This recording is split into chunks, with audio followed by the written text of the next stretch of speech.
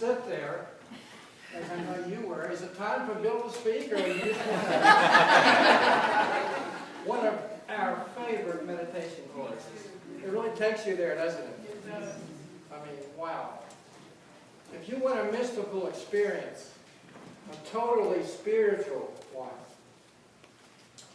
get a CD of that song, turn the volume up, and listen to it for half an hour, 45 minutes, 2 hours, half a day. You will leave that place a different person, or maybe a more true person, in terms of who you really are. Thank you. Well, so far as we know, Jesus, the man, never wrote anything down. Never had a bestseller. Never wrote an autobiography. Never scribbled anything on an envelope. Had no use for Facebook or blog. His movements were never hashtagged. He never emailed or text messaged anyone.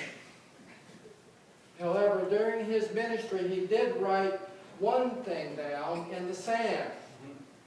No one knows to this day what he wrote, but the Pharisees and Sadducees who were standing around him that day did.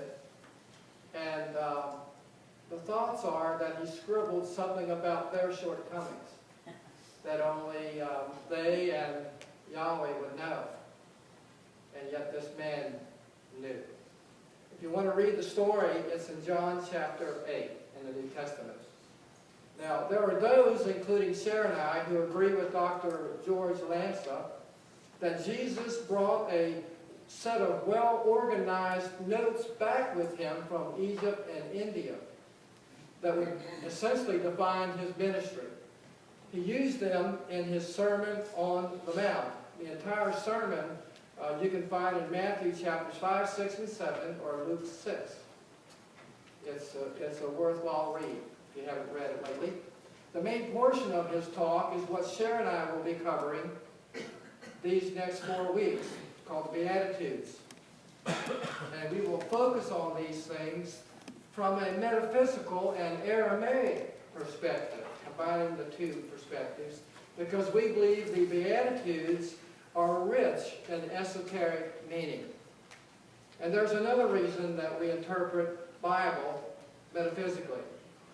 The Bible is filled with tens of thousands of errors and mistranslations and intentional alterations.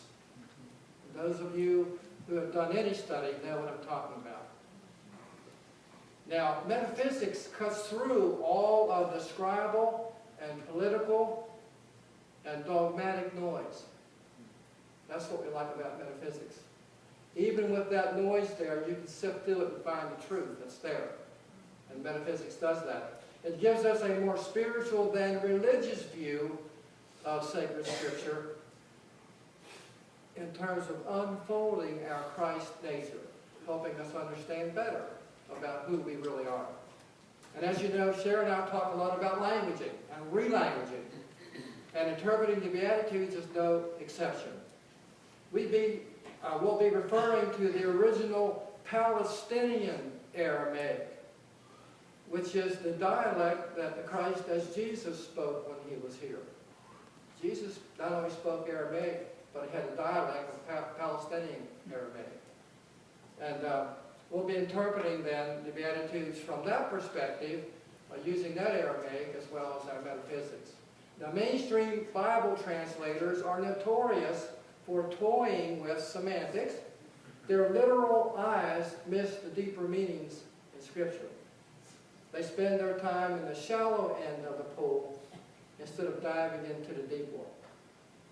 So they consistently use the most convenient derivations of words when translating Scripture in order to retail their misconceptions and political agendas.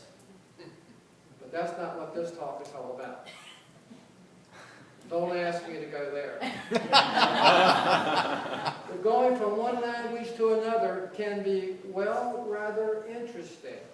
Translations are tricky at best for those of you who have attempted that. For example, here are a few genuine but amusing attitudes in one of its literal interpretations first, and then I'll reveal its deeper, more metaphysical meaning, which we think is a more correct meaning of that beatitude.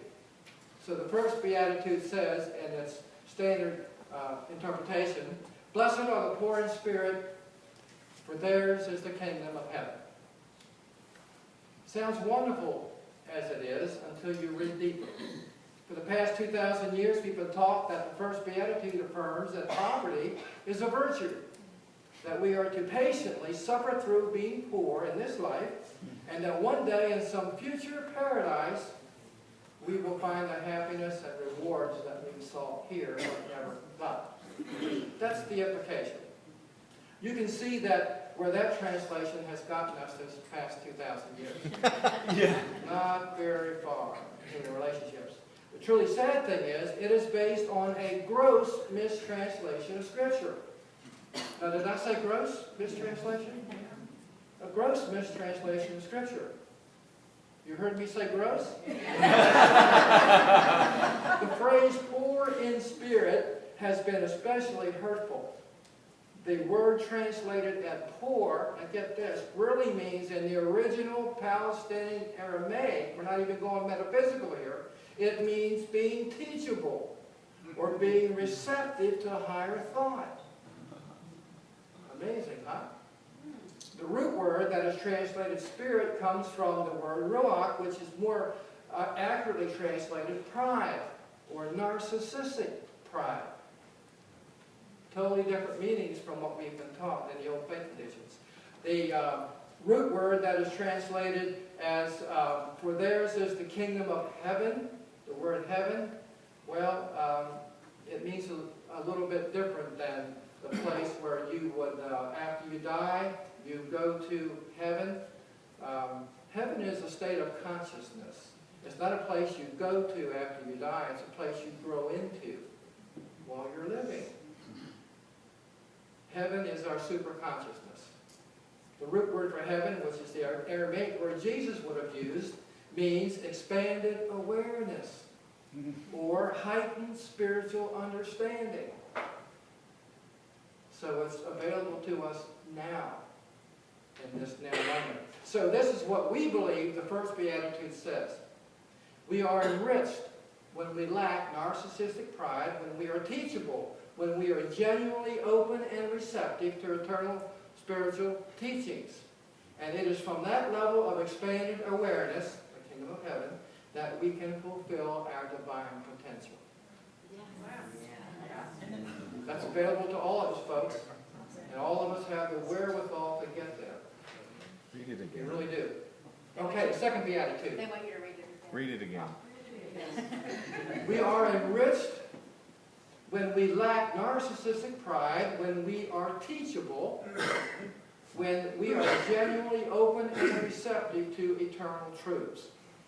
And it is from that level of expanded awareness, heaven, that we can fulfill our divine potential. Isn't that beautiful? So it is. So it is.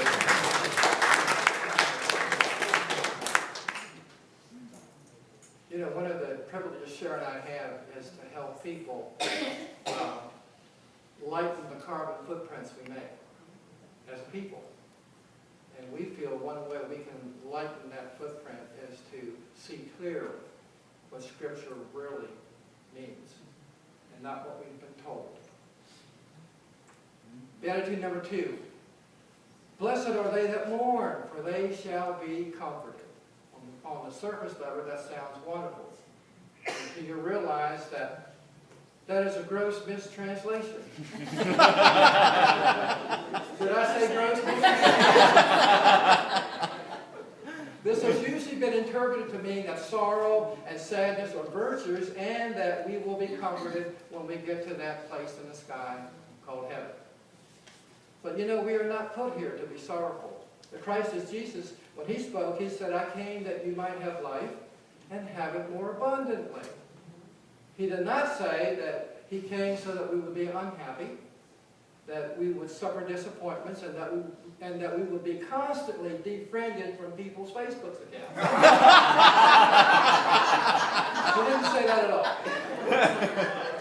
In standard Bible translations, the word interpreted as mourn, for example, mourn, is a mistranslation. A more accurate translation from the original Aramaic would have rendered yearn, or itch, or hunger for, instead of mourn. And the phrase, for they shall be comforted, has nothing whatsoever to do with sadness or bereavement. Not where it goes at all. It means be guaranteed, be supplied, see opportunities for. So a closer look at the second Beatitude begs for this interpretation, which I'll read twice.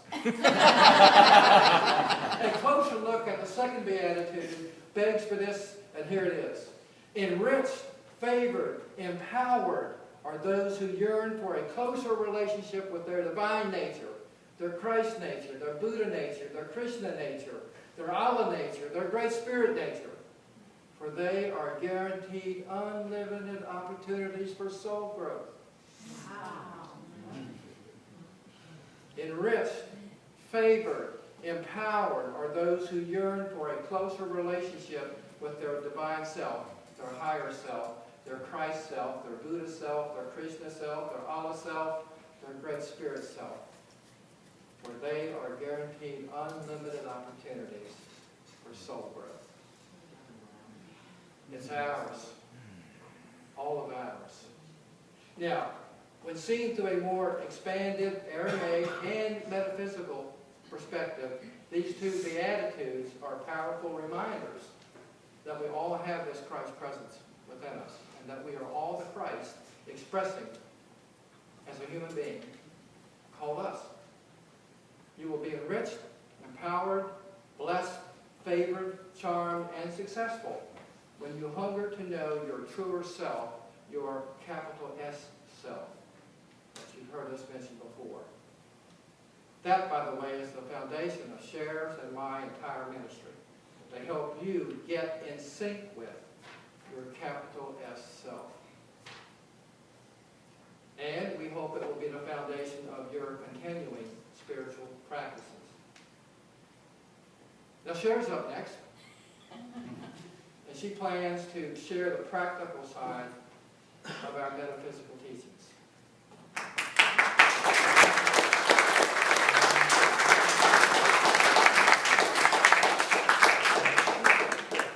Oh, so everybody take a deep breath. Doesn't it feel good to hear things from a different perspective? And really, it resonates. It just resonates.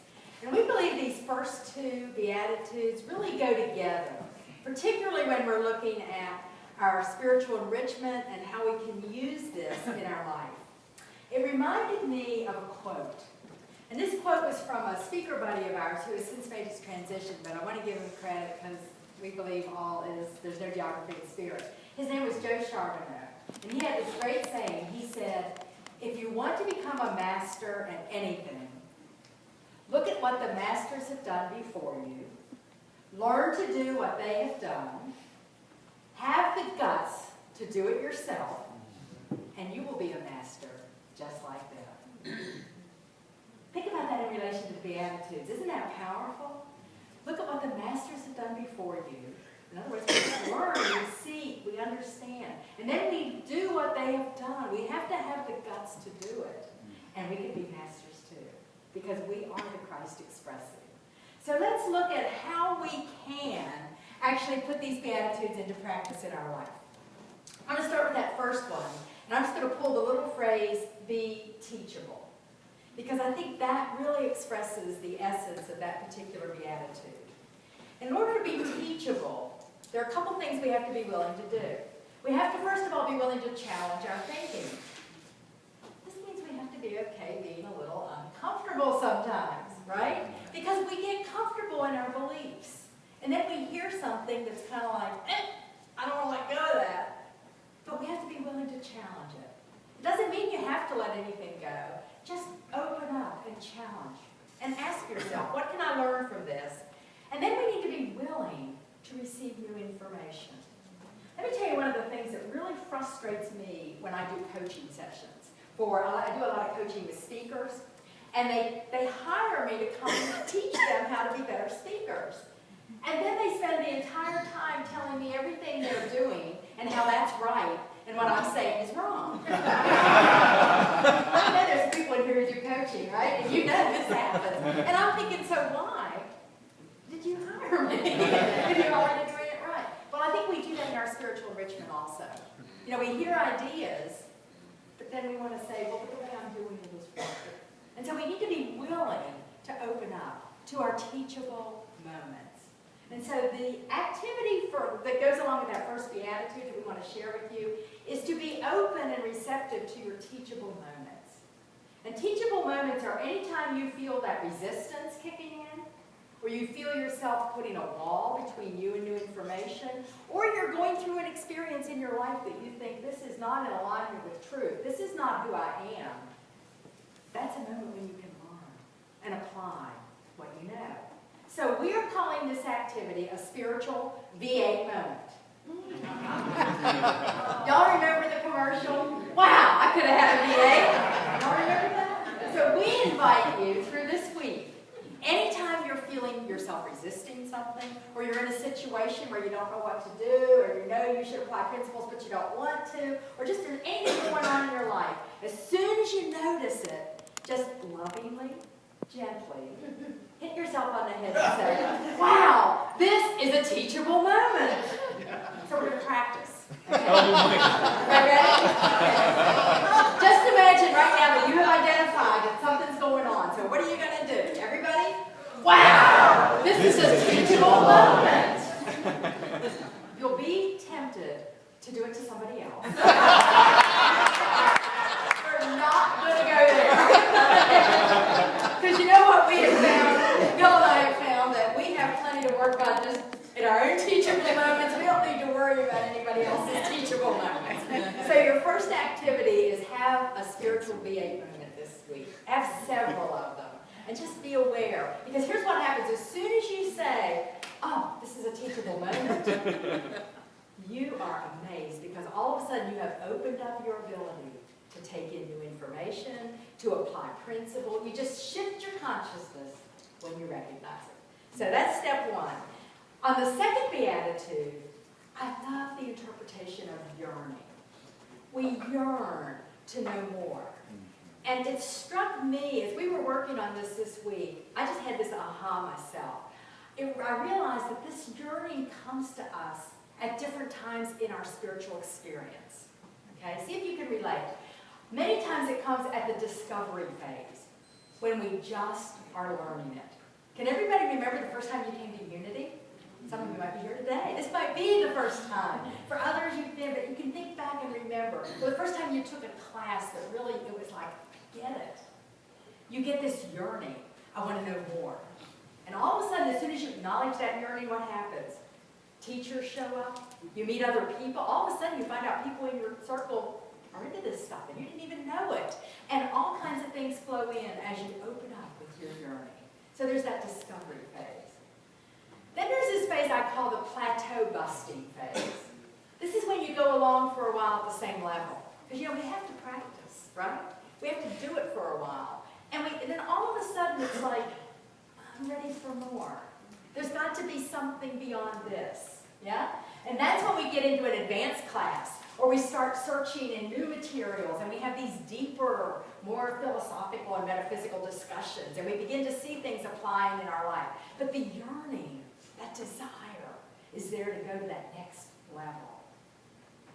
And then there's a third time. This is the aha I have. It's when we go through those, what I call dark night of the soul experiences.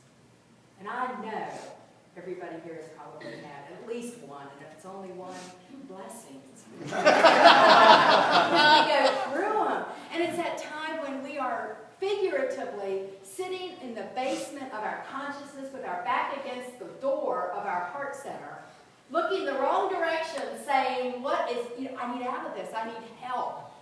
And that's when we call out from our past knowing. And sometimes the words don't even come out right. Sometimes we just say, God, help me. And it sounds like a beseeching prayer.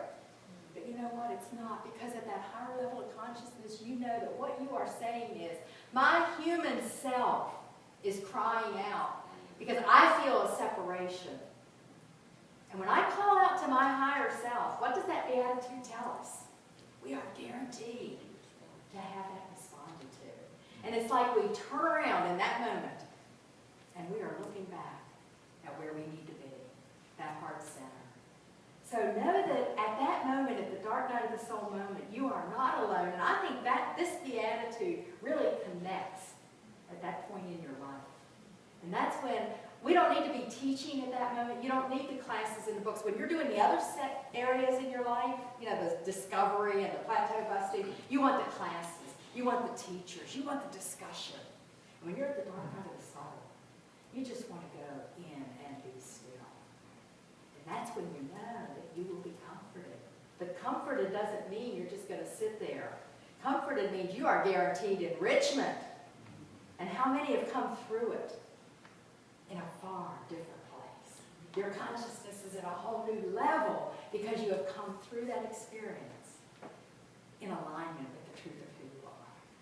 So there's a two-step process you're going to follow to do this, because the question is, what do I do? How do I make that happen?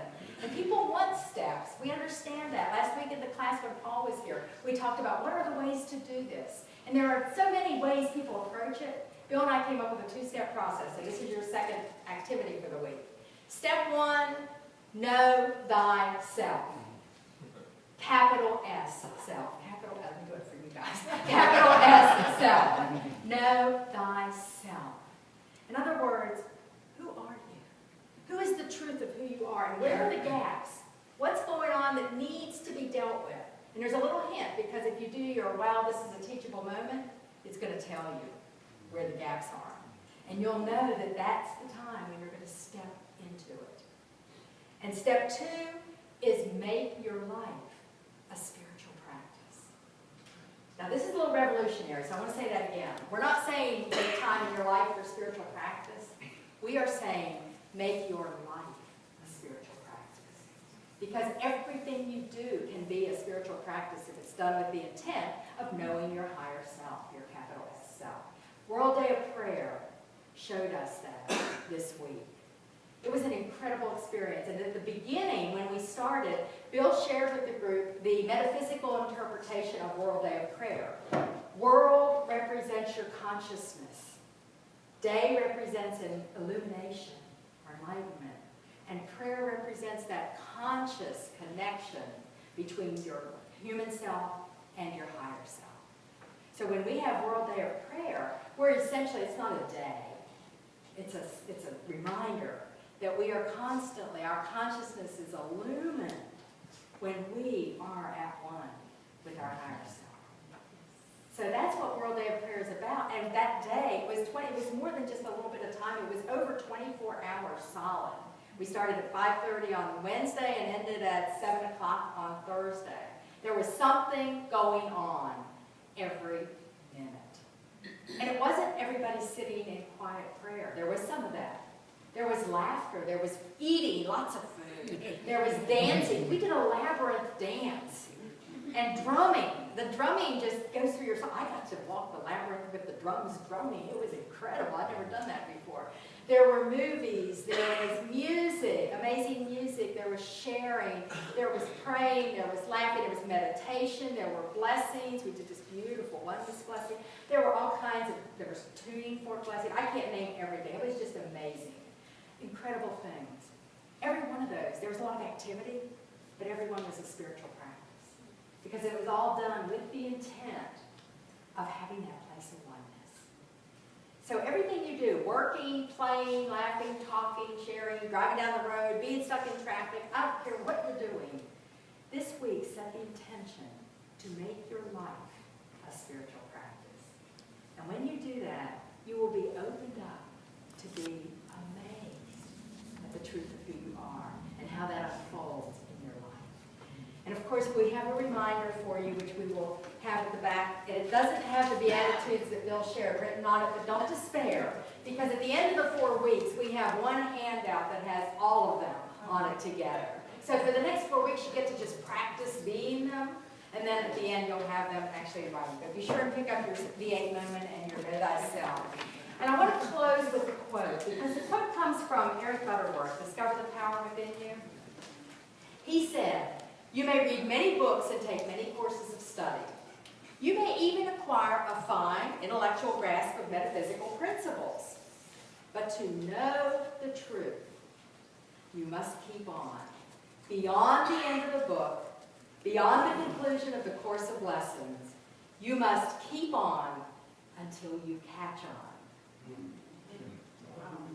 It is not something you come to.